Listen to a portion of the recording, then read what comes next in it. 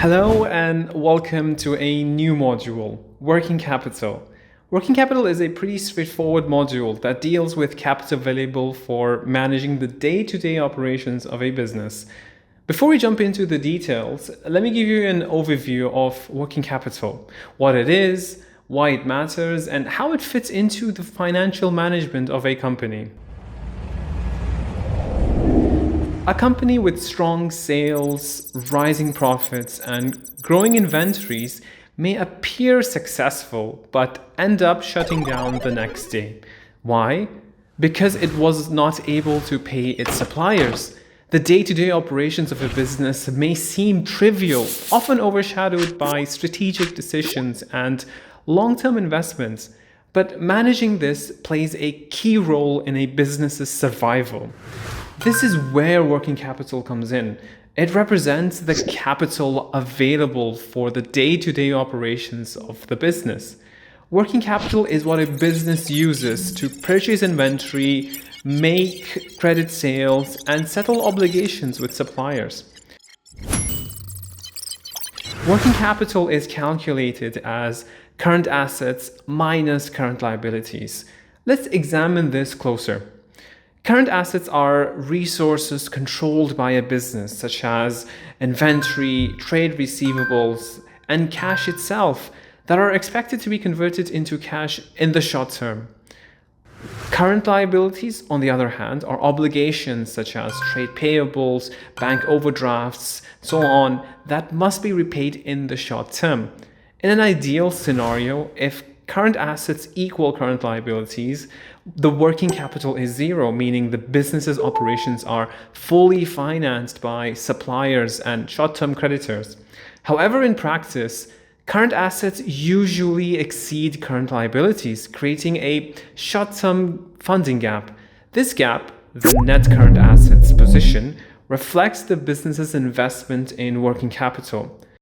Managing working capital is a trade-off between two conflicting objectives: liquidity and profitability. Liquidity refers to a business's ability to meet its short-term obligations as and when they fall due, while profitability relates to generating returns on capital employed.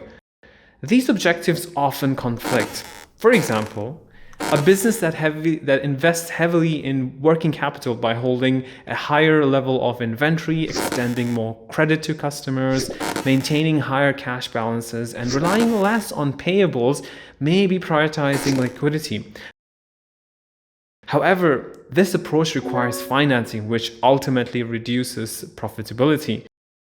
Conversely, minimizing inventory, reducing receivables and cash balances, and increasing reliance on payables can improve profitability as less external funding is required, but this reduces the liquidity of the business. This trade-off is especially clear when managing cash. Holding cash improves liquidity but generates no return. Investing surplus cash may increase returns but reduces the liquidity buffer. So managing working capital is all about striking the right balance: sufficient inventory to meet sales demand, attractive credit terms to retain customers, timing payables in a way that preserves cash, enough cash to stay liquid. To understand how these elements interact, we use the working capital cycle or the cash operating cycle. This cycle illustrates the duration for which funds are tied up in operations, from the point of paying suppliers through the stages of holding inventory and collecting receivables until cash is finally recovered. The longer the cycle, the greater the investment in working capital. The shorter the cycle, the more efficient a business is. This gap between cash outflows to suppliers and cash inflows from customers must be financed appropriately, whether through short-term sources such as overdrafts or long-term sources such as loans. So choosing the right investment policy as well as the right financing policy is something we'll look as well in this module.